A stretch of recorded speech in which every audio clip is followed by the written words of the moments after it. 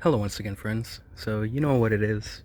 A bunch of stuff here from a bunch of different places, comics that is, of all kind of types. So we're gonna go through them. We'll talk about them. New releases at the end because I know not everybody's interested in that, but there are a lot that I was like pretty happy with there too.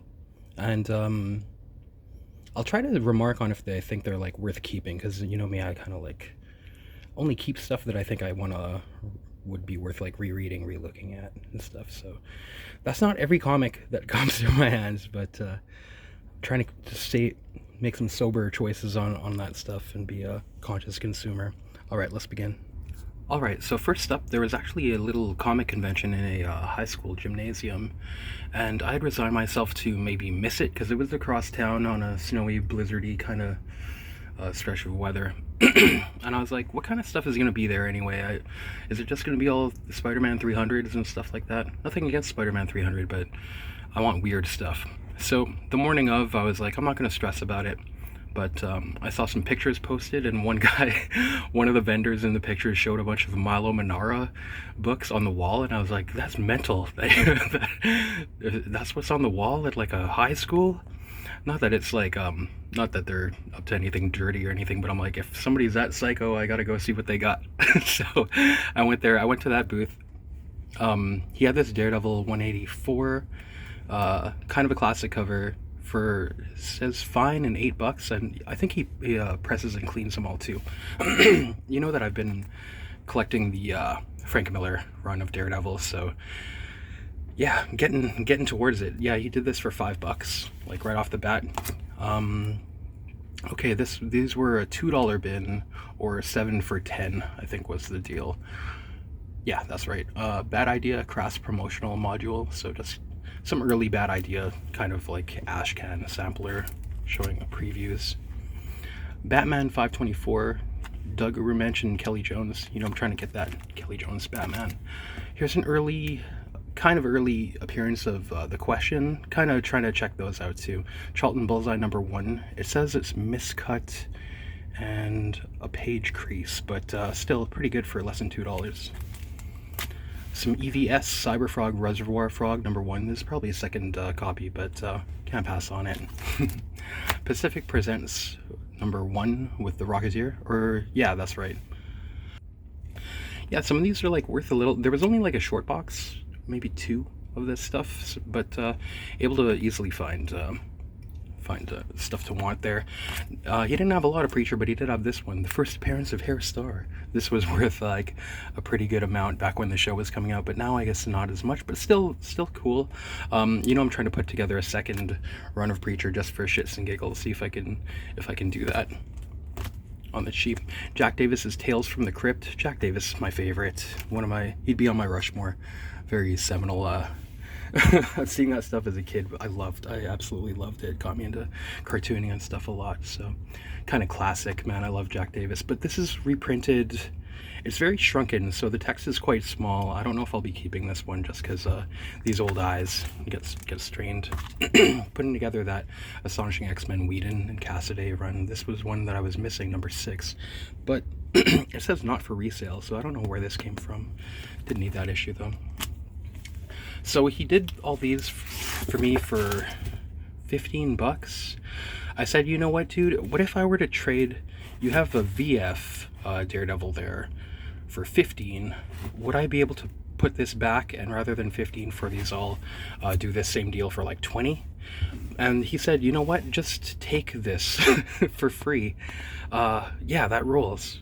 And I gotta say too, when I first got there, I was a little intimidated because those Manara books were priced really high. There were a lot of weird old Eros or Erotica stuff, but it was like near mint and slabbed and stuff like that. So, you know, at least you know it's clean. But I'm from the era of finding that stuff cheap a good like 20 years ago or so. So maybe times have changed, but I do kind of respect the how rare that stuff might be. Maybe in like near mint, not for reasons that your crude mind might think, though. Anyway, moving on to the next vendor. Okay, so these guys, Underdog Comics, they're kind of local, and they they do like exclusive covers and maybe some distribution for stuff like that too. So when I catch them, I kind of like get into that variant cover game because they this is their card. Don't mind showing it. Not a promo, but just for anybody interested.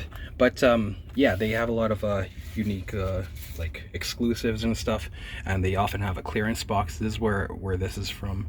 They had it was $10 for each of these, or if you were to get 4, then they would be $5 each. This is Aliens #1 with a Virgin Ryan Brown cover, and I gotta say, this is like, wait, let me adjust the light. It's a little darker, but this is a really nice cover. The colors are kind of sickly but really nice. So I gotta say, this is Philip Kennedy Johnson that wrote this, and it was like pretty good. I don't know if I'll keep this just because I like the cover so much. That series, I think it was the first Marvel series, maybe, but pretty good. I kind of use my bar for Aliens is maybe like Aliens 3 to think of like what's like pretty decent. You could probably revisit it like a handful of times maybe, but like I would kind of think that is like kind of the bar. So this I think is around that level, maybe maybe slightly, not, I don't know. Maybe not quite as good as Aliens 3, but kind of decent read anyway.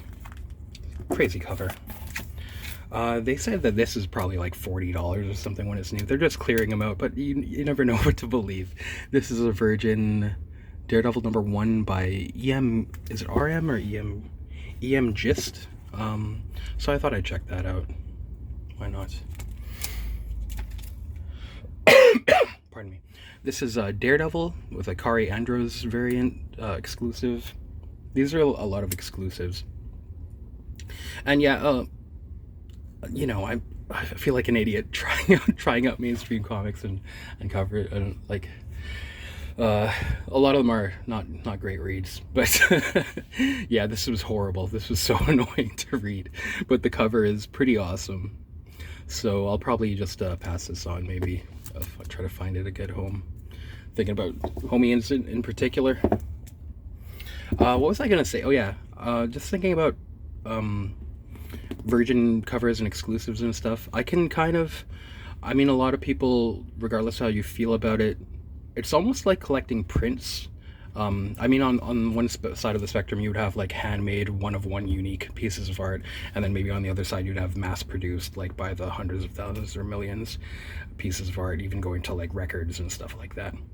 But this is like somewhere in the mid-ground, you know, right? These exclusives and stuff. It's almost like collecting limited prints when you get to it, when they're like limited to 500 or whatever like that. So I can kind of understand, but it is kind of sad that well, okay, talking about, you know how there was that Jim Lee thing talking about like manga is eating North American comics as lunch, and one point about that I think Thinking Critical was bringing up is that people collect manga and they can read it on the bus, lend it to their friends, they don't give a shit. They let it get trashed, they're reading it for the story, it's a cheap price point, it's good value. Whereas us, we're like speculating, and it's not necessarily young people really that are doing this whole speculator thing, and like getting stuff only for the cover and stuff like that, and not having like a reading experience and having to worry about like, oh no, it got like a tiny little crease, or it shipped with, I need to like, you know, all that stuff. So it's a weird dichotomy there. Something to think about. I'm not saying that getting stuff for covers is wrong, but you know, we all worry about the comic industry and stuff, hope that it does well. So just interesting stuff to think about in these times, of course. So this is a Josh Burns exclusive, I think. Poison Ivy #1. Hear that this is actually a strong series from DC nowadays, and kind of getting into those sirens, so we'll try that out. This is Lucio Parillo doing a Predator, so that's cool, man. Wait, is this light better? I think it is, but it's more direct, right? Well, if it adjusts, that's better. Let's check this out a little bit, because Parillo painting Predators. Cool. Yeah, this series was to read. I mean, I only read the first issue, but I thought it was pretty ass, because it just, the paper thin premise of just getting revenge. Oh, your parents were killed, so now it's a person that's hunting predators throughout the universe and just killing them off. And it just makes it kind of paper thin, and it makes the predators like not threatening.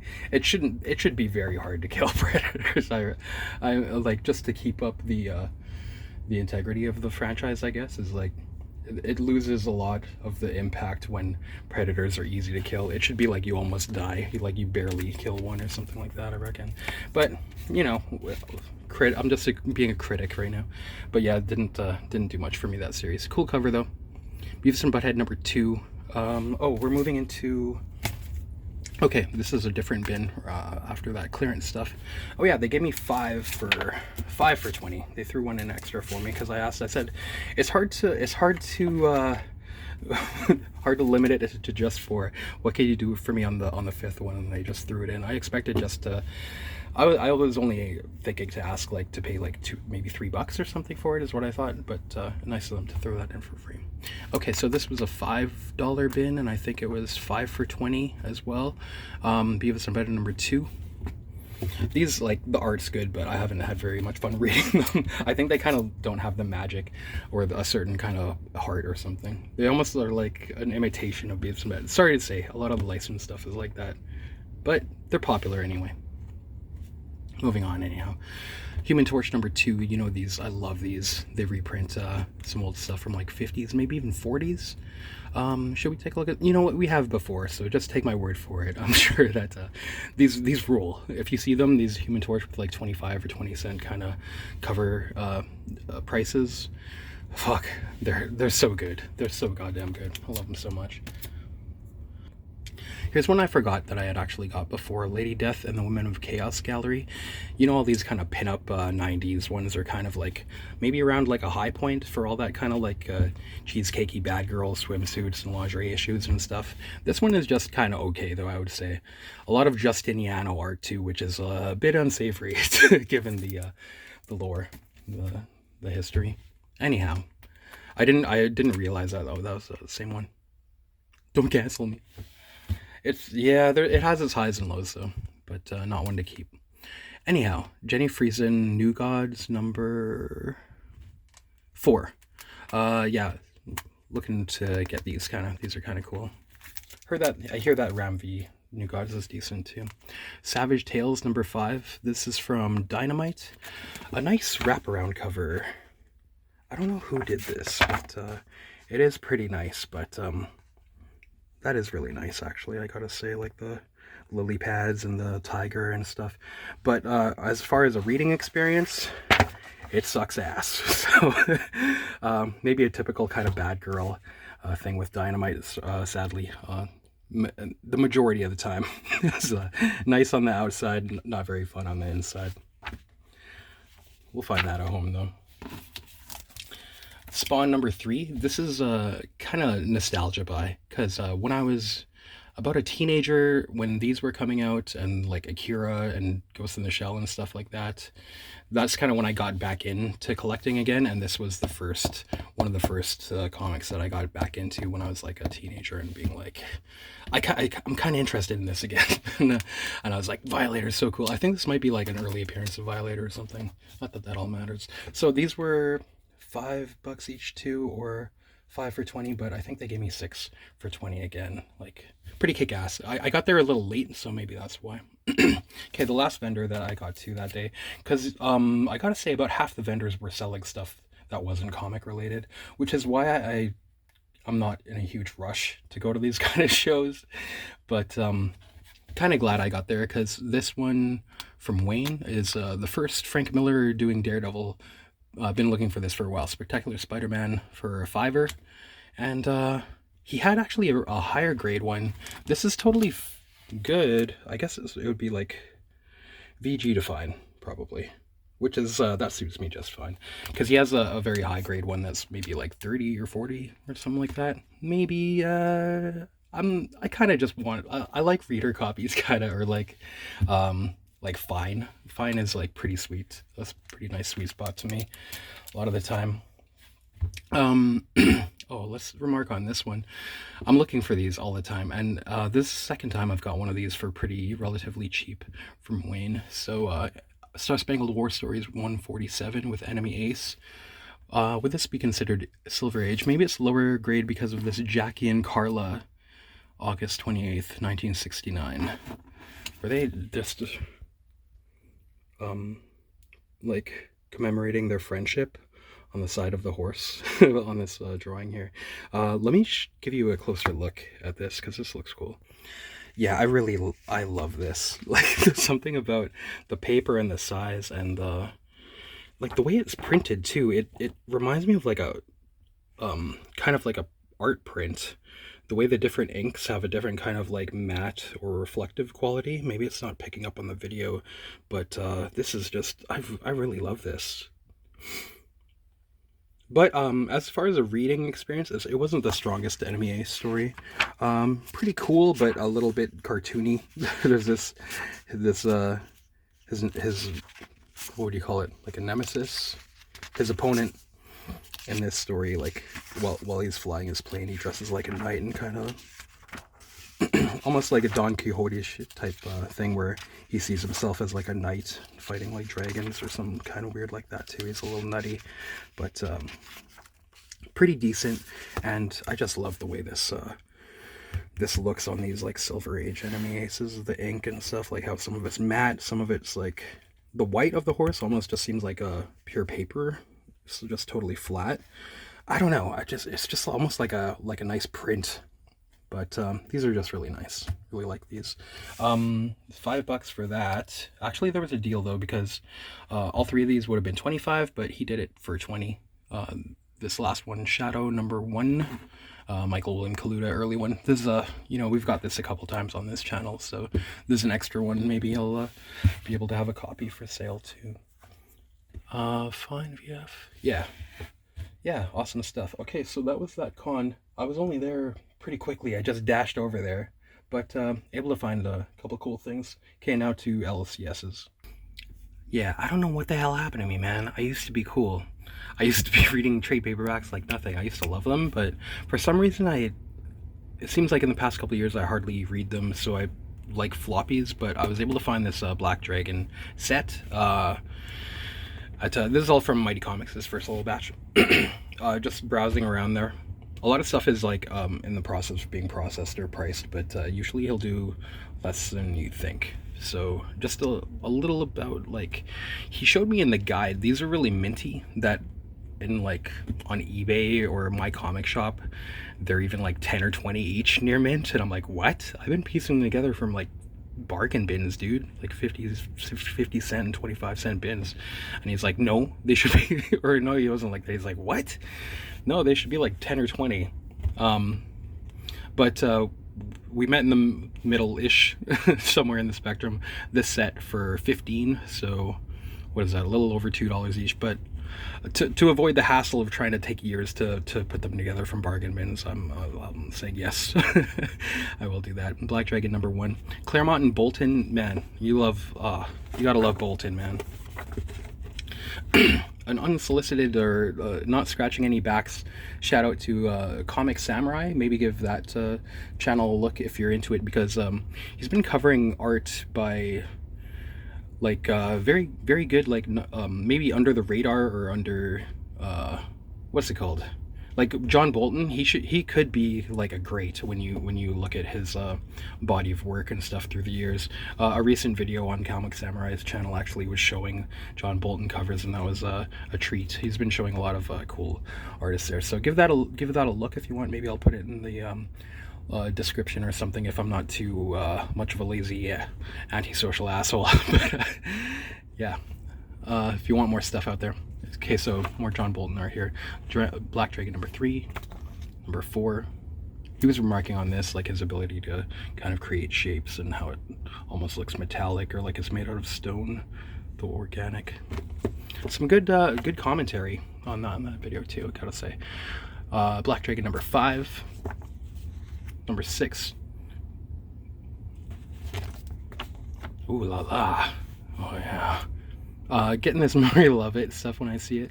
Crave number 1. I forget. There's like some different variants to this, and here's one of them too. Oh yeah. Oh yeah. And number 2. We'll give this a shot and see if how it is. I guess this is a little more adultish too. Some more. Is this Frank Miller Daredevil? No, I think this is before Frank Miller, right? I forget. But $2 for Daredevil 150. Is this a first appearance of Paladin? Key? I don't know. I just kind of like, I've always liked the way this guy looked and stuff, so it seems like a good deal. Yeah, I've had the kind of like the inkling lately that it would be fun to get blank covers, and like when hanging out with friends, just like see about like doodling on them and stuff or something, or I don't know, that could be just a fun thing to do, not for love or money, or I guess it's for love, not necessarily for money, just for fun, you know, see how that all goes. Okay, so Julia Romeo, Hitwoman. Is this a Lyrics Lee cover? But you know, I like femme fatales and crime women and stuff. We'll stop and look here because this was a fun one actually. Okay, let me just solve that problem though. Lyrics Lee did the cover anyhow. Yeah, all these back issues were like less than, or like about $2 each. So yeah, I gave this a read and it was pretty funny. It starts off with this like this really politically incorrect, like what do you call it, automatopoeia, no, phonetic, you know, when they write in Trainspotting and they're like writing the accent how you would read it. I, Don Antonio, the fucking El Duce of fucking Milano mobs, should be returned to fucking Italian fucking luxury. Not in this turd with other wings. This'll storm sound like it's gonna tear it in half. The FBI is a treating me like garbage, cause they catch me with my pants down in other sex club with the ladies and the men's and the little people. I like that movie Eyes Wide Shut. Is that so wrong? I like the cosplay. Yeah, he's being extradited for some crime, this mob boss. Blatantly stereotypical and maybe offensive, but that tone and helped me like accept absurdity in this, or kind of accept the tone, because there's like this really like high paced action and stuff, but it is a little like outlandish. For instance, this plane gets shot out of the air, and it's pretty good action here when these people are getting like blown apart too. No, not Napoleon Bonaparte, blown apart. Some good gunplay and wordless action too, and I like when there's no sound effects and stuff too. It works really good. Not so fast, La Momia. He's calling her the mummy. He steals her only parachute and jumps out. She like surfs down through the air on like a door of the plane, so it's pretty outlandish already. Shoots the one of the straps off of the parachute so that he falls to his death, and she grabs it, which is, you know, she would lose her grip or else dislocate her arm or something if that were the case. But if you're willing to accept these things, it's actually pretty fun. She lands on this island that used to be it was like settled by escaped Nazis. And they settled it and like created like agriculture and settlements and like a military base and stuff, but they kind of inbred, leading to this guy, and she kind of like plays him, like kind of flirting with him to enlist him in her like little revolution to take over this island that used to be run by Nazis. I wonder if this artist was using, yeah, the art is quite good. It was like Google SketchUp or something, possibly.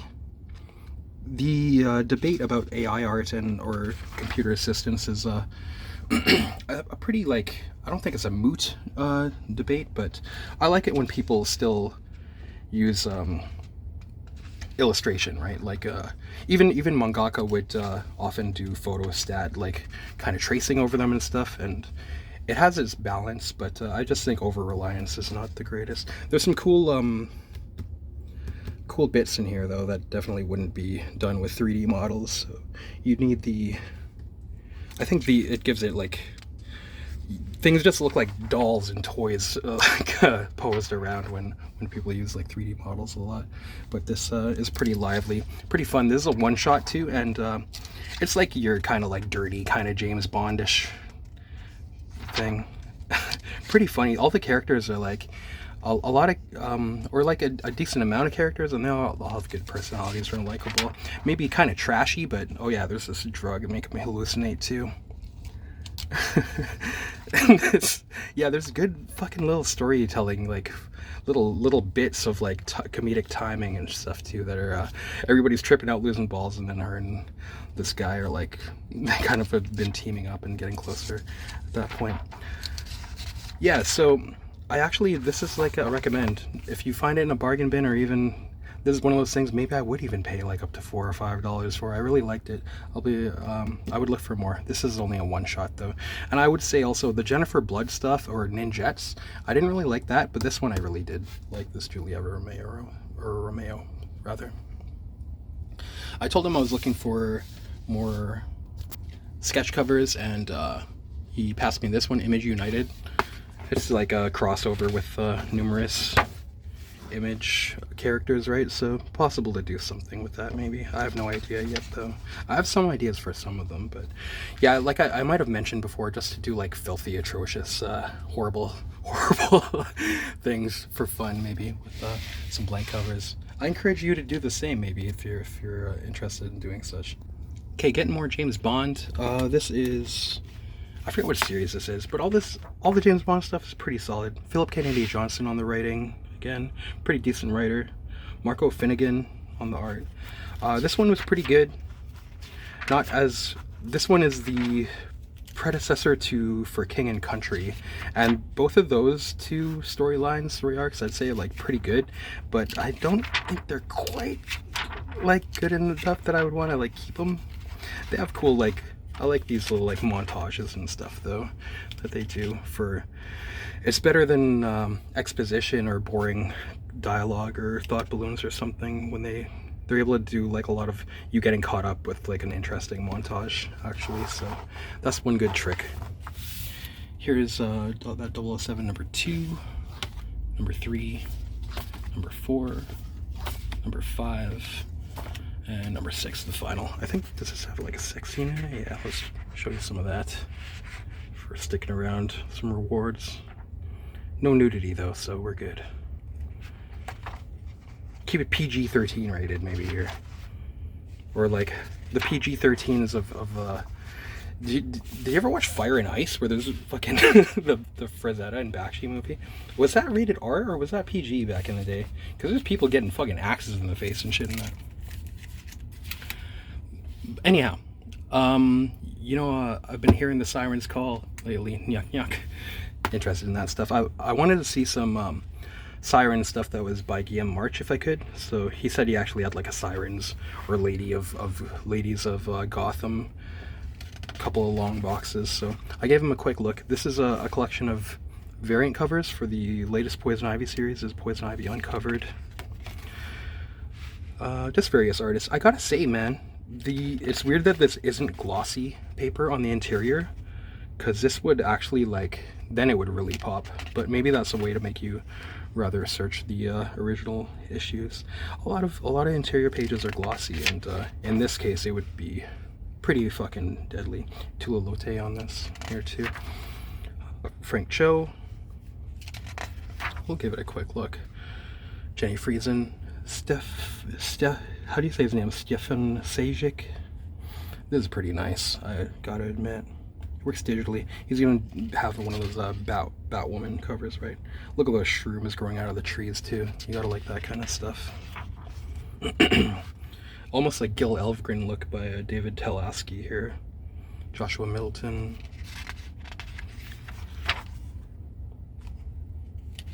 Dan Panosian.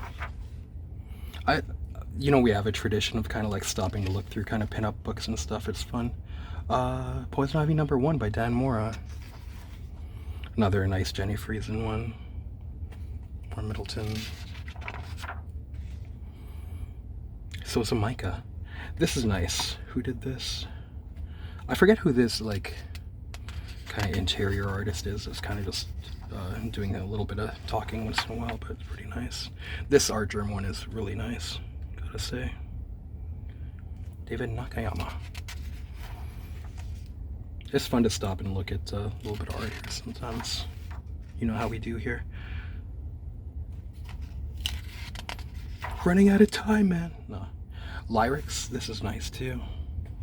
I like seeing these artists do different kind of, not just the usual pinup stuff, but being able to show this kind of like plant viscera and how it's almost grotesque but beautiful at the same time. I love that. That's like something about like Swamp Thing art too, when I've said that before. So this is kind of like, you're getting that kind of Swamp Thingy, kind of like almost oppressive but visually beautiful nature, and a woman figure too. So it's a pretty awesome combination for art. Shrooms, man. Fucking shrooms. Yeah, not bad. Prince Valiant #1. I think I was putting together a second set, and I was missing #1 for that second one. This is Charles Vess, Elaine Lee, and John Ridgway. You know, we like all those cats. Spectacular Spider-Man #28. This is the second of that little Frank Miller story arc there. He must have been on Peter Parker before that even though, right? Maybe 27 is not his first on Peter Parker, but the first Daredevil. I'm not sure. It's not a big deal. A bit of an iconic X-Men. This is $135 for a good price. It's probably like half of retail or maybe less even. Yeah, classic. It's in real nice shape too. Not near mint, but better than just a reader copy to me. Oh, this is cool because Les Mystérieux X-Men numéro 66 en couleur. It's a French X-Men, and I kind of like. I was like, dude, how much do you want for that? Because this isn't like the most exciting one to me, and it's like $1. But when I got it home, check it out. Open it up and Je suis Wolverine. Je suis loin de chez moi. Je crois Dieu ce soir maudit. Something about being damned there? Or is this a mutant? The what do you call it? The text might be a little blurry or small for my eyes. But it's from Wolverine's point of view, all this narration. So you're gonna be learning French through Wolverine's narration. Brush up on it. Very fun, very nice to do. Be saying he's like the best at what he does in French or something.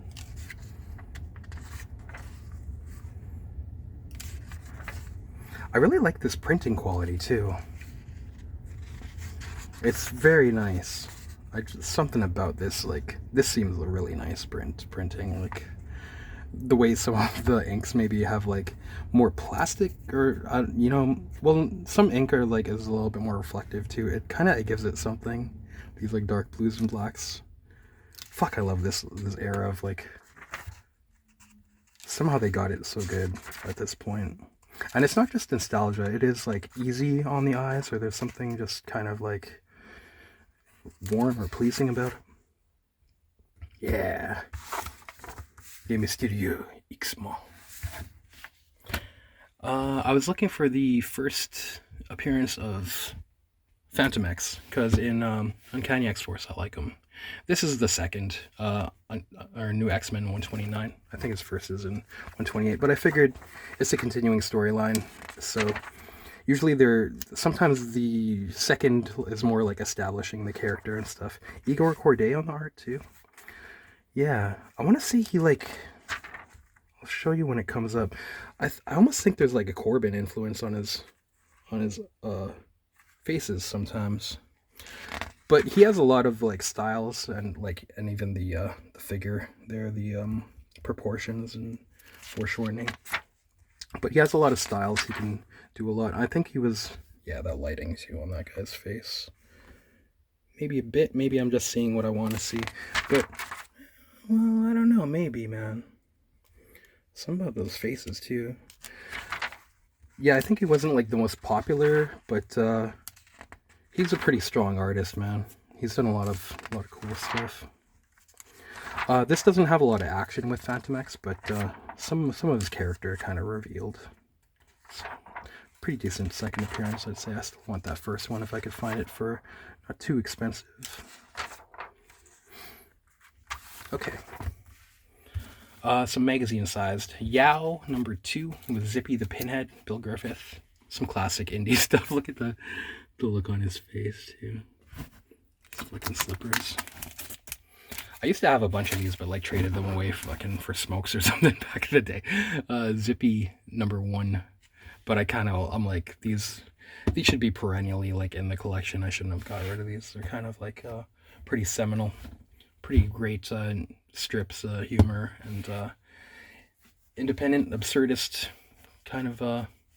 I guess a lot of there's a lot of humor out there with that so random kind of sort. Maybe with like what's that news, like Eric Andre and stuff like that, or even Tim and Eric and all that kind of jazz. I like MDE better, but anyhow, this would be in that kind of realm to the uninitiated, to the new. Maybe you could explain it that way. But I do like this. I think it's like not just random, but what do they call it? Like non sequitur. Not just random humor, but like it has substance too, and like not like a trying to be smarter than everyone else, but there's actually some. It's kind of like life affirming and warm in its own way as well. Okay, to the next shop. Okay, 204 Comics. I haven't been there in like a couple months because I used to finish work pretty early there, but there's been so many equipment problems that I haven't got the chance to make it there during their hours of being open. But checked out like all dug around all over the store. We'll start from the less expensive stuff, then work our way up. This is from the 50-cent bins. Dragon Quest from Silva Wolf. Some early Tim Vigil. What does this say? 87? A quick look. Why not? Not at its best, but still not too bad, eh? I'm not a completist though, so depending on the reading experience, I'll might pass this on. Katie Keene, number 12. This is pretty cute stuff. It's kind of nice. This is kind of a Halloween episode, maybe, too. Halloween issue, I guess you'd rather say. These old kind of like swamp design, Claire Stouffer, Edgewood, Missouri, Edwin Nancy Buell, Beldam, Ohio. People would like send in different outfit designs and then get shouted out, and they'd like use the outfits on the characters. That's so of a time, you know, when like so many women or girls or anybody even, that's cute, would be doing like at home design and stuff and sharing it with people. It's pretty cool. Just living the dream, designing stuff, getting it shouted out from Katie Keene, and maybe people order it or something, who knows. It's pretty funny. I love this series, The Next Nexus, so rescue it out of that 50-cent bin. And I love these sisters that get, and the art and everything is so good. The writing in this is fucking perfect. I love this series, man. This is the first Nexus series that I read, and it got me hooked.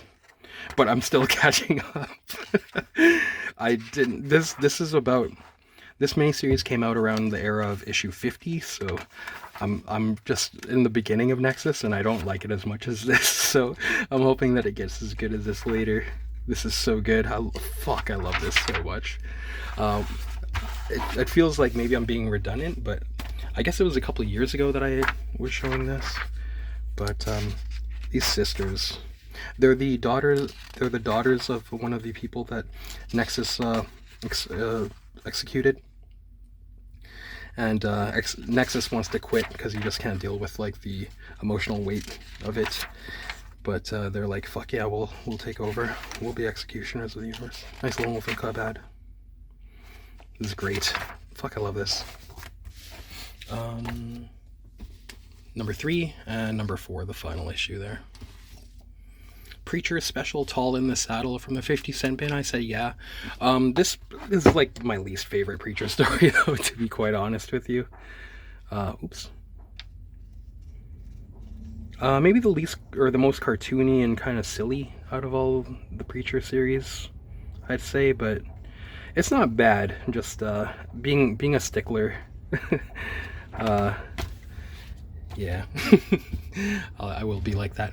Here's one. I've kind of been looking for this Punisher versus Wolverine from the Marvel Knights era, Garth Ennis and Derek Robertson. This is that notorious issue where he like shoots off Wolverine's face, right? Let's show it. Let's skip to the goods. There you go.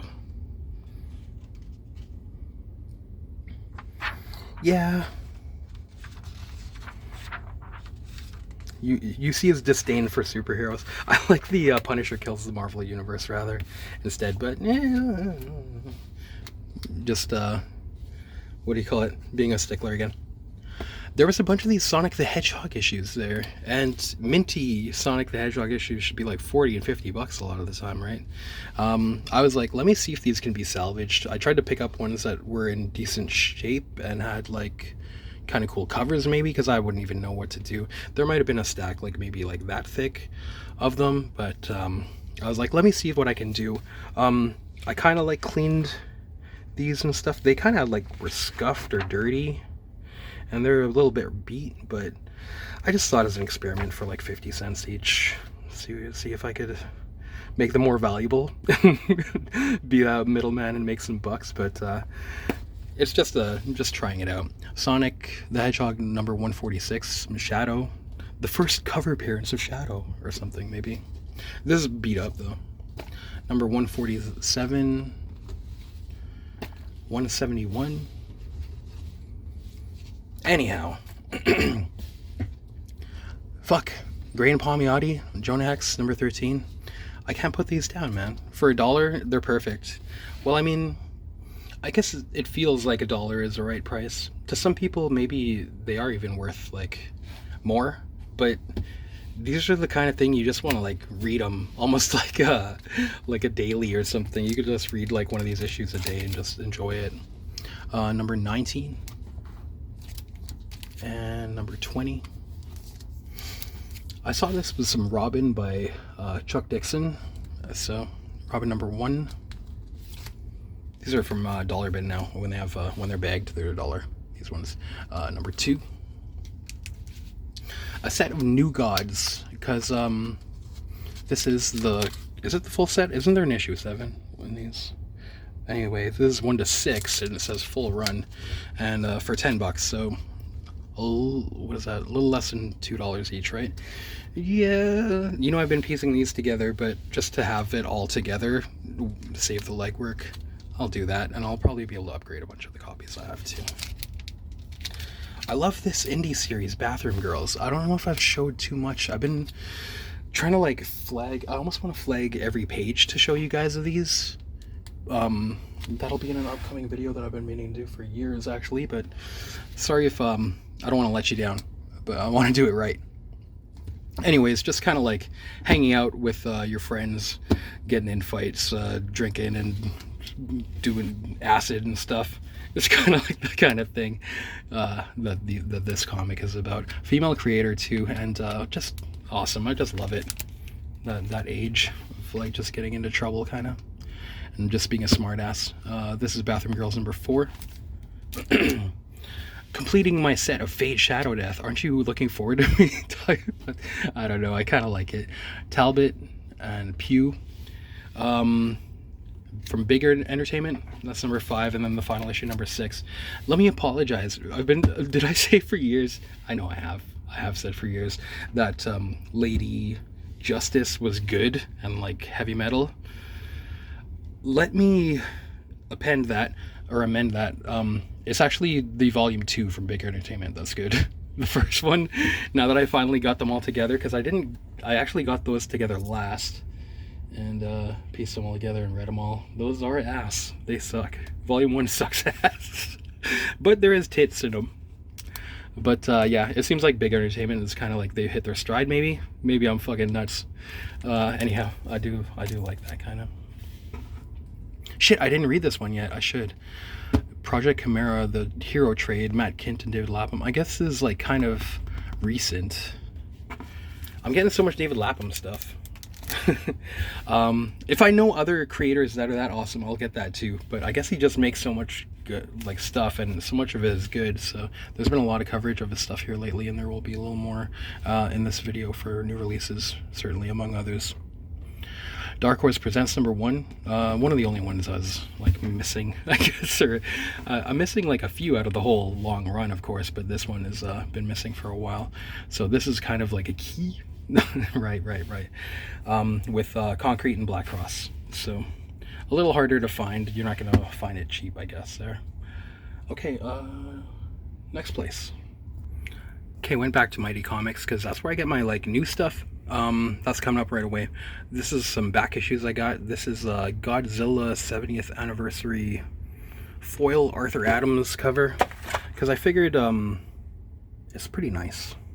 Everybody's saying this was $12, but there's a lot of talk about Godzilla, and I'm not against Godzilla. I would never be able to stand against Godzilla. This is a nice cover. I figured if I was like, I'll get this for my friend. I got a bro who likes Godzilla and might not know a lot about comics, but is looking for good comics. I can help him know where to start. Look at this art. It's so much. I didn't even like, my dumb asses didn't even realize how the James Stokoe influence from our Arthur Adams, but you definitely see it here. A lot of this looks kind of Stokoe-ish, like so much. Pretty nice cover, and I did give this a read, and fuck, it was pretty sweet, man. Okay, this reprints what? It reprints an earlier story. Anyway, it's by Skrzynski on the writing and Simon Gain on the art. I think it reprints something from like 10 years earlier or something. Sorry, I thought it said it in there, but I must have read it like when I was looking this up. This is cool. It's like an action movie with, yeah, Godzilla, the look on his face too is mental. It moves fast, man. It's almost like your Bruce Willis or Jason Statham or something character here. He's a bodyguard, ex-military, taking care of like a daughter of like a millionaire or billionaire. And he's been like looking after her since she was like even a little kid, just being her bodyguard. And they're in this high rise when Godzilla attacks, and this high rise is supposed to be like for rich people when they're visiting this Washington DC, I think. And it's supposed to be like monster proof, but it proves not to be. So there's these sequences too where they're trying to escape or just survive in this high rise. Cool action sequences, man. Unique stuff. And this a lot of great action. You can't really like put it down. I'd really love to see the other issues of this. I'd have to give that a look somewhere, which is a shame because I got this as a present for a friend, but I'm not sure if I can part with it. But I probably will. Probably. Let's take a look at that wrap cover again. Nicely done. It seems like some companies are not, the foil process might not be as great as others. Not trying to throw shade, but I think that's something to maybe watch out for if you're into these. Is like, just because it's like good art and foil doesn't mean that it's going to be nicer than the non-foil version for sure. So just exercise your choice, your ability to choose for yourself. Okay, Hello Darkness number 5. This is like when I stopped getting these, but I was like, fuck, man. Some of those covers are nice, and the premise of an indie horror anthology is just, I want it to work. I want a good indie horror anthology. Anyway, this is cover A. So all these back issues here were like $2 and a little bit, like $2.10-15 or something. So I'm like, let me try again, and I'll show you another. I did get the new release of Hello Darkness, and I'll tell you about it. James Bond Himeros. Just reading these again. There's a set. Checking those out. Pop Scars number 1. You know, there's one, you pick it up and open it up, look through. Hey, that looks pretty nice. Nice illustration, killer colors. And I was reading this, and fuck, it's awesome. I want to find the others too. Some kind of... Okay, this is a couple days ago that I read this. I thought I knew what I was gonna tell you guys, but I'm kind of forgetting right now. Yeah, it kind of starts out that there's almost a little twist. You get invested in these characters, and then you find out that the guy who's coming to kill them... Yeah, this intro to this character too is just a naked fat guy kind of passed out puking on the toilet when he's hearing the news of like his ex-partner's success and what he's doing with their movie franchise that they kind of like built up together. He bought them out and like kicked him off. Now he wants revenge. I'm not doing it justice. This is actually very entertaining. Maybe a bit about like the movie industry too, or the kind of behind the scenes, or like infighting, or It's a couple days ago, but I did thoroughly enjoy this and want to read more. They're gonna, yeah, there's some plots, and this guy, even though he's like almost like a cancelable kind of in your face kind of guy, the guy who got ousted from his company, he's very crafty and intelligent, and what he's gonna do, he's like enlisted some other people who have beef with this movie producer from his past of like screwing people over in different ways, and they're gonna come up with like a huge, what would you call it, like a heist or kind of scheme to just ruin his life. This girl is like it turns out that she's an estranged daughter, and she wants to kill him for abandoning her and her mom. And but this guy's like an enlister and be like, no, I have a better plan. We're gonna like ruin his life slowly, just make it worse and worse, and make his life worse and worse. So that's a pretty good premise. I really liked this. I want to find more. Who did the art? While we're here, Pat O'Malley, written, illustrated Santi Guillen. Okay. Never heard of those guys, but good job, good fucking job. Rima, the Jungle Girl, #2. You know I found #1 recently, so check these out. I think it's Nestor Redondo on the interior. #3. These are ratty, so it was like less than $1 even. Tales from the Crypt, #3.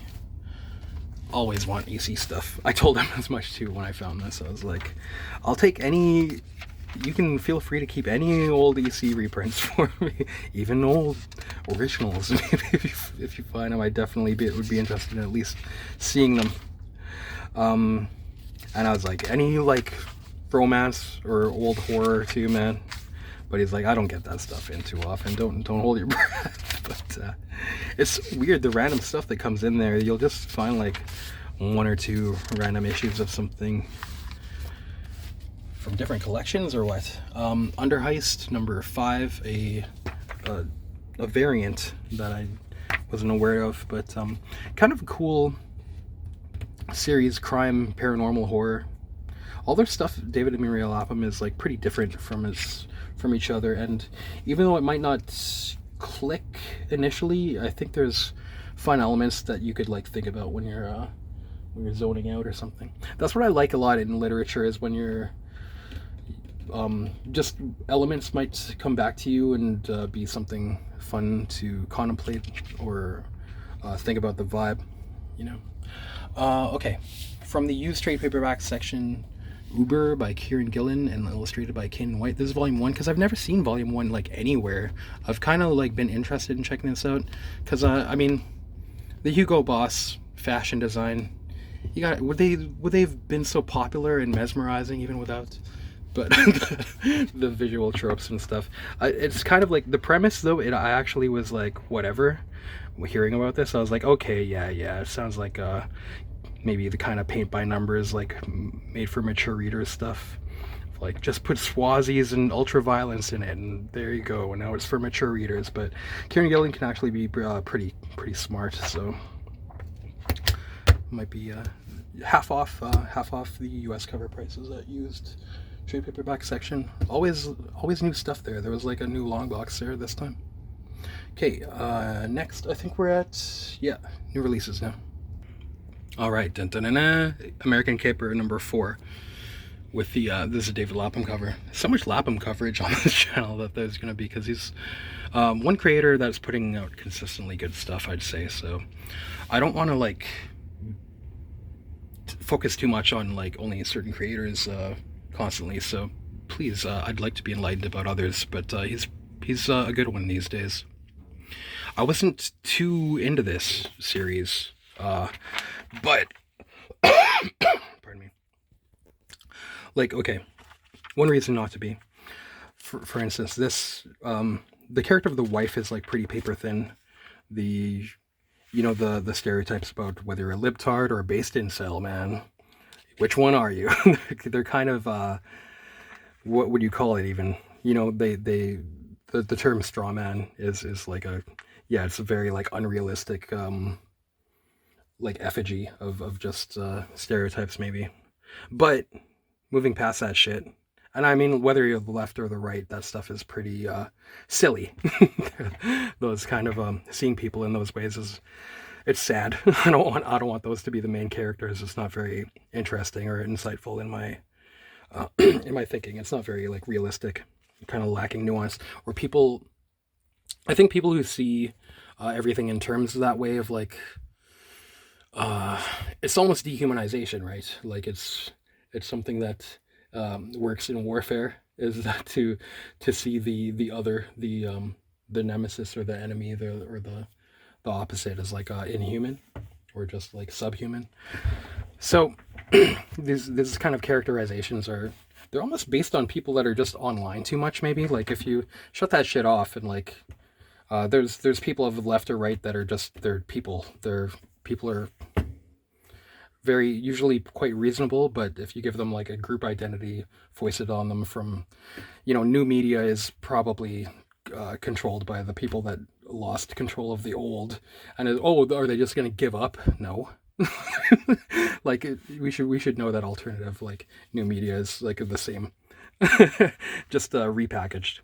Anyhow, okay, back to the comic. This fucking character rules. This is when it's getting good. Now this is getting good. There was an old movie by, oh fuck, I forgot who it was by, but it had like Madkin Amick, that she was a cute girl from Twin Peaks, and Eric Roberts. I didn't know he could act so good, and John Lithgow. And it starts out with, this is kind of a similar thing, where Eric Roberts is like an ex-heist man, and his ex-partner, a girl, kind of betrayed him and got him locked up. And he reads a paper and sees that she's married this wealthy guy, and she has like a new identity. And then he escapes from prison to come and ruin both of their lives. That movie is called Love, Cheat, and Steal, and it's a great pulp crime romance. And Eric Roberts is a nasty motherfucker in that movie too, so it makes it real good. His like internal dialogue is so hard boiled and cold, man. He's like the main bad guy in it, and he's kind of like the main narrator too. So it's good stuff, that one. Okay, moving back to this comic. He's this kind of character where he's just he busts into this chick's house and she's like, "What the fuck? Oh god!" She's like so distressed to see him. She has a sniffing habit here too, so you can tell that she's a cokehead. The way he's walking around her place and just like asking questions to figure out what's going on, and just like kind of vandalizing her home while she's kind of under his power. Like there's nothing she can do about it. It's great, and yeah, this has got me back on board, man, because this character fucking rules. This is dog shit. This wife character, thank God she's not going to be like one of the main ones, hopefully. This premise, maybe it can be kind of like, kind of interesting, but it's the least interesting, so thankfully this all brings it back, man. This guy fucking rules. And the sequences and what happens next are very unexpected and shocking, and not for the sake of being shocking, but for the sake of the happenstance of like some good unique writing. So back on board with American Caper number 4 there. These, dude, let me tell you, I wouldn't even believe it, but these are the ones that the Daredevil and Punisher comics, or like Daredevil and Punisher, the title rather, Devil's Trigger and Punisher are like the first ones for a couple months where I'm like, when I get home, they're the first ones I want to read. Which is, maybe I'm an idiot, but I don't think so. These are actually, man, maybe it's Palmiotti. He always does this thing where it's almost like a dark 80s action movie kind of shit that you'd be getting from like Canon or Orion or something, where it's like R-rated and fast-paced and kind of tight. And it's smart. Like all the characters are memorable and have like personalities. And it's not wasted, man. Matt, he's he's in the dating game, so it's cool to get a character like that. Hetero single person. Nothing against other type of people, but it's nice to get some representation. So this dude who takes over the art in the second half Gabriel Guzman, because the Tommaso Bianchi is pretty good, but man, when Guzman takes over, it's pretty fucking tight. Let me show you a couple panels even. Yeah, nice thing about this, there's no like weak ass pages in this too. The art and writing is thoroughly solid throughout. I know some people are having problems with this, think it's boring. I didn't think this was boring at all. This is I'm actually enjoying it more than like Cold Day in Hell. Cold Day in Hell was a nice romp just to be like, hey, the Daredevil world. These are like things I like about it, but this seems more like a good chapter that would take place. It's not gonna change anything, but it's a good storyline. Like it would be a good season or a good little story arc. I am liking this, man. They're both written very well. I like them both very much. I kind of like the Punisher more, but it almost feels like Matt is like acceding to him. Would that be the word? I'm getting a brain fart right now on the word, but it's almost like, what the fuck? Almost every time there's a fight, Punisher kills somebody like in front of Daredevil, and Daredevil's kind of like, oh, I wasn't able to stop him in time. But I almost get the feeling like, you know, maybe I'm just projecting more depth in there than is meant to be. It's like, is Daredevil just letting him kill people at this point? Because he's like, holy fuck, yeah, it is more effective. But that probably not. But I'm not saying it's more effective, but in that story you'll see that repeat offenders and shit. Holy shit, I have a family member that works for the police, and the horror stories that you hear are pretty fucked up. Anyway, moving on. Death Fight Forever, number 1. Some people were complaining about this too, that it's stupid and that the art's bad. Stupid like a fox. And let me show you. Yeah, I got this because Alexis Zerrit, and I don't think this art's bad. I mean, this is the kind of shit. This isn't easy to draw, but I guess the fact that it's simplified rather than baroque, it's kind of broken down to like the elements. But it's not easy to draw this stuff, but it's fun. And this is the kind of thing where, you know, when it's like a group of friends getting together and just making something and having fun, and maybe not worrying too much about the audience, like they're doing it for their own, just trying to like make each other laugh and shit and be like, oh, that was cool. Yeah, turn the page and this fucking gunship. Whoop, whoop, whoop, whoop, whoop, whoop, whoop, whoop. The colors too. So simple, but I do like, I like this, man. I try to stay skeptical or healthfully not like a rube. This Slither. It's the Bigelow brothers, my lord. Curse those goddamned Bigelow brothers. Sergeant Mendoza, take a squad of your cops and greet them at the gate. I want you to lead them personally. Remember, you're my right hand. So he's saying this stuff, the intro to the bad guy. He's just fucking this snake demon dude, and he's ripping lines. They just put in like dumb little dumb and fun jokes, man, or like just little things that I appreciate it, man. It's good. You know, if you had an editor or were thinking about it too much, you might be like, oh, you don't need to do that. You don't need to put that funny part in there. Yeah, I think there are different artists on this, apparently. I thoroughly enjoyed this and will be looking for others. I'm sure I'm forgetting stuff I wanted to say. Yeah, this is like the part where, yeah, this part's funny. This part's funny, man. Where they're kind of talking, but there's something going on in the background too if you're watching the cartooning. There was a part where the fucking, I like when the guy's standing on top of the pyramid with the RPG and the other guy behind him is like, what are you doing, you idiot? Why don't you fire? The immediacy is like, yeah, why doesn't he fire? You just, yeah, there it is. Piece of shit. And kicks the other guy off. Kicks the guy off for not shooting faster.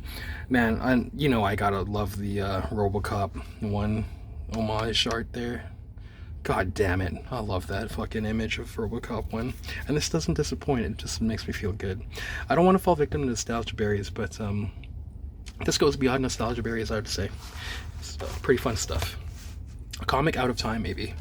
in that it's this could exist at any year. There's nothing in here about anything going on, which is what I like. It's just totally alien and good. Okay, moving to G.I. Joe number 19. I haven't read this yet. Just got these like yesterday, so the Ben Oliver cover of number 19. And he just asked me which ones I want, and idiot that I am, I'm like, you know what, man, this is a new story arc or whatever. It doesn't cost that much. This foil hound head, give it to me. I'm like a little bit of a kid right now, like, it's a nice toy, I like it. Well, we'll see. If usually what I do with these is get sometimes a couple, and then if depending on how much I like the issue, I might like keep more than one or sell the others and stuff like that. Only cover price for this foil cutout one though, so kind of cool, or less than cover price rather. I had multiple copies of, or multiple covers of High Coward Piece of Detective number 1, so this is the alternative for number 2, so now 2 sets with the 2 different kinds of covers there. Alright, this one, let's talk about it. Oh yeah, I talked about that Hank Howard last time. Fun stuff. So, I'm seeing these Jenny Friesen covers for Hello Darkness, and I'm like, goddamn, they're fucking tight. I love the color, even for the outline. It's not just solid black, right? It's almost like a brownish red or purple. It's very, very thoughtful, well done. It's nice stuff, and her ability to do horror is like so good that I'm like, I kind of... Let me try Hello Darkness again. I was hating on the first like 5 or 6 issues or something back in the day. They weren't hitting. But I think what might have happened here is maybe now you're getting not famous people that have been, you know, dug into the industry for better or worse, but maybe you're getting now what you want from an indie horror anthology where people are, it's kind of like weirder now. I liked this throughout. This first story, Jeffrey Brown, it's a guy who is like worked his way up as kind of an enforcer in hockey, and then yeah, he gets like a career-ending injury, so doesn't get to have his name on the cup of the championship because stuff like that. And then he starts playing like in just minor leagues and stuff, and cool stuff happens. I liked it, man.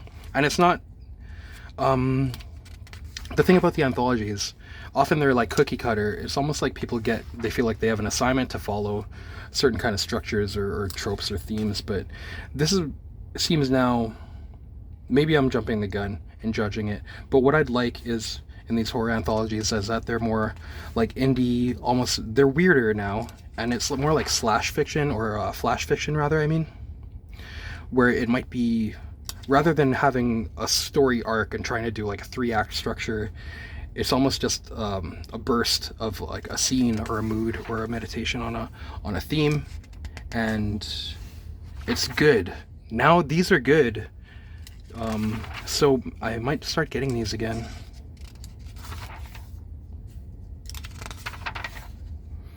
Even this Teenie Howard, I know she gets shit on, but kind of alright. Where's the... Maybe I'm getting this confused with the other. You know what? A little bit. But these, I liked these, man. Well, decent enough. You know what? I might be... These were okay. I'm thinking of another series I'm going to show you right away. My bad. This was cool, though. The other two, decent enough that this will be a keeper even. Like, they didn't stink. I'd say that much. There's another horror anthology, I think, that I'll be coming up to. My bad. And these Friesen covers, man, the upcoming ones look fucking kick-ass. And like I said, I don't really, you know, the whole buying for covers is not like not something I'm really proud of for a state of the industry, but it is something that kind of works for guys like me sometimes to give shit a try. So for better or worse, it's part of the whole ecology of the comic ecosystem at this point. Okay. Alright, man.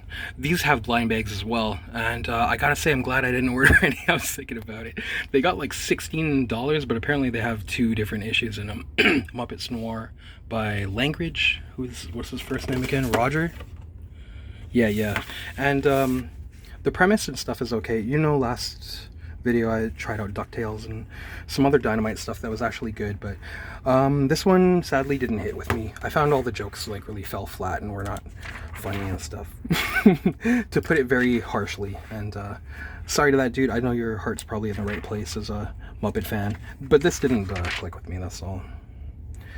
I thought it could. I was hoping, you know, like it would be hilarious or something, but it didn't do it. Maybe I was just not in the right mood, but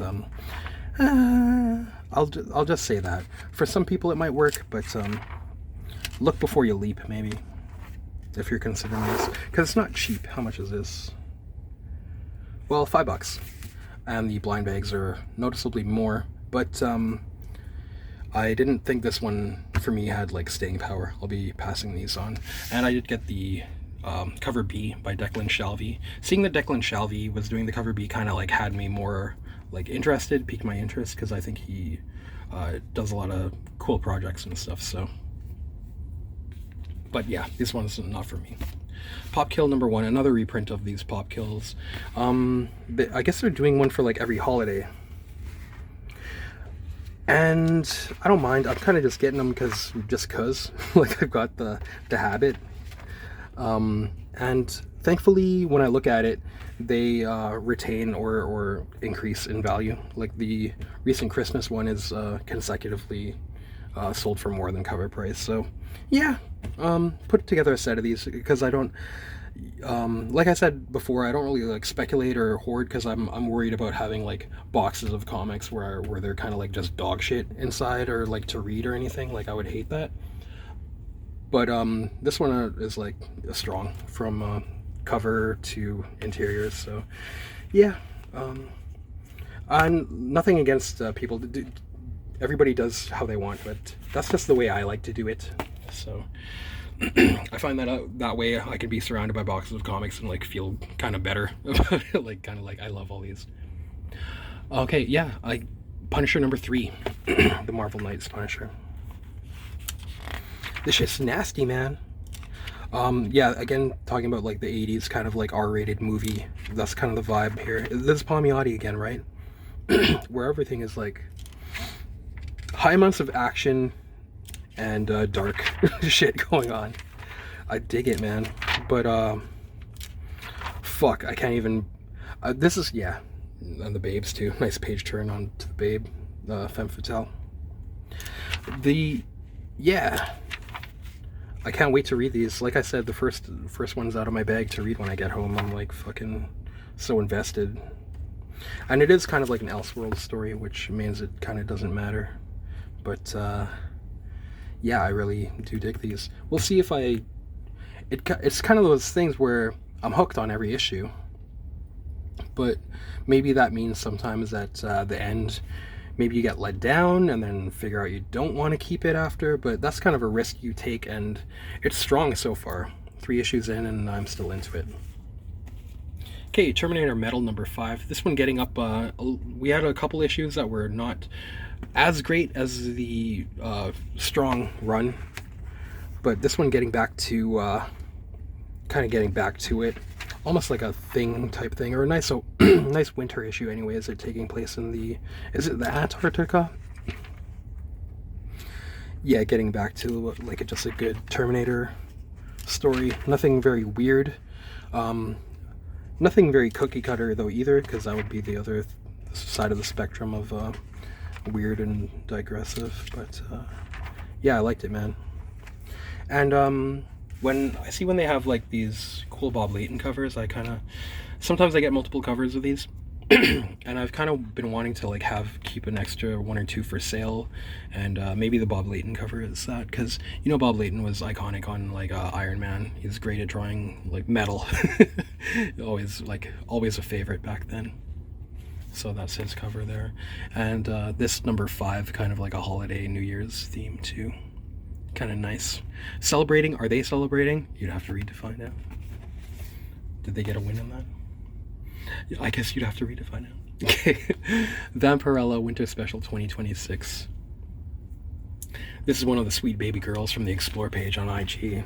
She'd always be seeing her on my For You page back like fucking 10 years ago even. So it's kind of like I almost feel a fan, well, probably of this chick. So I do get like these cosplay covers of her sometimes. To be straight up with you, don't no friends or family. Hopefully, will see this and be able to embarrass me. But one of those sweet baby girls from the Explorer page that makes life worth living, man. You know, we see them and they inspire us every day. I was happy to see that this is Mark Borstel on the art, the artist from NYX. So every page looks strong. There are some pages, though, that I almost thought there might be like 3D models used. But to talk shit on another artist that I won't name specifically, these don't look like expressionless posed dolls or toys. Like the expressions that other artist has is like they just kind of like have their mouth open. And I don't think there's any organic element. And in fact, when I was reading those comics, they read like they were even possibly written by AI.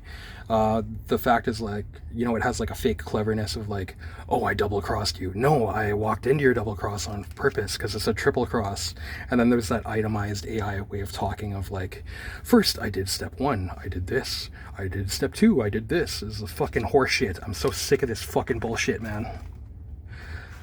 But anyway, this is good. This is like not fucking computer AI slop. Oh, you hating? This actually a rags to riches story. What are you trying to fucking emotionally manipulate me into liking shit now? Fucking bullshit. Anyhow, so this looks pretty good. I'm glad Mark Borstel is like, I was looking at this, I was like, fuck, dude, is he using that fucking bullshit too? Like Poser, Daz 3D? But you actually see that he can manipulate expressions and stuff. It's not just fucking fake tracing anatomy. Oh yeah, you're the best artist and you have like every fucking muscle, but then you can't actually have any expression. Something real... okay, enough. Something fishy, man. Oh, you can't talk about it. Were you a hater? Fuck, man. I just don't like seeing people being making fools out of themselves and shit. Okay, so, yeah, looks good. Fucking dog shit. Reading that other thing. Anyway. Oh, it's smart, though, because if you can't fucking convince them with the truth, baffle them with bullshit, right? Good as Dead number 6 is out. Looking forward very much to this. And I haven't read this yet because I'm waiting, man. I had to get this video out because I really wanted to. I've been saving up the issues of this. The TPB will be coming out. And I'll tell you all about it at that time. Because this, when it's David Maria Lapham, it seems like it is something that you can... Like, often when I read their stuff, I want to, like, go back and reread it, like, right away. Or, like, the next day or something. So, I've been really loving this. So probably pretty soon when the TPB comes out, I'll like have more feedback to talk about this because it's gonna be like you'll actually want to like use your brain in contemplative consideration when talking about like something that's actually quite good, like very good. So we'll be revisiting this, but so far, kick ass. Like there's no way this ball is dropped and like, no, don't get it. Actually, everything at the end. I guess there is a possibility. There's always a possibility that you're going to be hit by a fucking lightning or something, but it's probably awesome. We'll come back to it though and talk definitively about that. Okay, lastly, this is the horror anthology that I wanted to say. I was kind of getting confused. This one is fucking good. I'm surprised. Finally, an Oni EC anthology, horror anthology that was good. So, a keeper, I recommend actually, on Tortured Hearts. Who do we got here? Amy Roy, Fabiana Mascolo, Jordi Belair, and Sebastian Cabrol. This one is good, like I said, kind of like a flash fiction, just like a meditation, a scene out of like... It doesn't need to have like, oh, they were bad, so they deserve punishment. It just has like a... Let me just show it to you actually, too. Let's flip through it, flip to it there. We can kind of just walk into a life like almost like a section of a novel and get the feeling of like melancholy and sadness and horror. It's kind of good. I like that. Maybe that's a good mode of attack for these anthologies, is just to like show, not tell. Like, it doesn't need to tell you a whole fucking try to rush to a formulaic story in 8 pages. Rather, you can kind of have a sense of mystery lingering by just having an entrance and like a drop in to sight of like these aspects of somebody's life that's like living in kind of a hell. This story here was cool, of these this couple of serial killers that are kind of like in an Airbnb out in the woods, and they decide that they take a liking to and want to terrorize the couple that's coming there. And this couple is having marital problems. They're not getting along very well, but they will have to, of course, try to work together against the serial killer team. And as much as it's just a short story, this is quite good, pretty good. It's called The Spark because this serial killer couple, that you could tell the way they kind of like get off on terrorizing people together. That's some good shit. This is done by Anna Senti on the writing, right? So a little bit more social commentary, rather. I still love her, though. She's got so much credibility with me for ages. So even though it's that thing that I don't like, of like kind of trying to give you like a moral of like stalkers, men are like stalkers and make women's lives hell, and the police can't do anything about it. There's some truth to that, of course, like the stalking or like restraining laws don't do very much. Yeah, toothless, as this one police officer says. He's like not he's kind of like sad about like, yeah, we can't really help you until he actually like kills you or something. Yeah, there's some truth to that. So, but it is more of like you can see that it's like a commentary coming through, but still pretty decent. So thankfully a good one, because this is like horror and Valentine themed, and you kind of want that shit to be good. Like that's like the Simpsons Halloween Treehouse of Horror episodes, right? Like those should be strong as hell. I knew that, like, okay, well, here's another little rant. The Simpsons to me is almost like a sports team. I wish that there were good teams in the franchise, and like there will be on the horizon, like those Conan O'Brien writers or something like in the future. I think it's kind of cynical to think that it should just be canceled and that the good times are just gone forever. I would like to have hope in the future that there will be like good creators that nobody expected and stuff like that, right? So, but when I really got disappointed was seeing like bad Treehouse of Horror episodes, is like, oh man, this is awful. Like, how could they have done that? Okay, to stop digressing. Yeah, a Halloween Valentine thing. You want it to be good. This was pretty good, man. Torture Arts from EC, one of the first, because all that Oni EC stuff I've only been saying like maybe 1 out of 10 issues is kind of like worth keeping beyond the cover. So pretty good. Should we show? Let's come back to that later. Okay, let's end it here because we're almost like, we don't want to go to like an hour and a half. So thank you guys for watching. Please like and comment. If you disagreed or agreed or anything, or have anything to add, it's always fun to hear, even if I'm not smart enough to respond with like great stuff, or sometimes it might take me a day or two to not be bouncing around in an industrial truck and get some time to type. Okay, guys, but thanks out there, and hope you find wicked shit out there that you were looking for, and discover stuff that you weren't looking for. All right, peace. Thanks.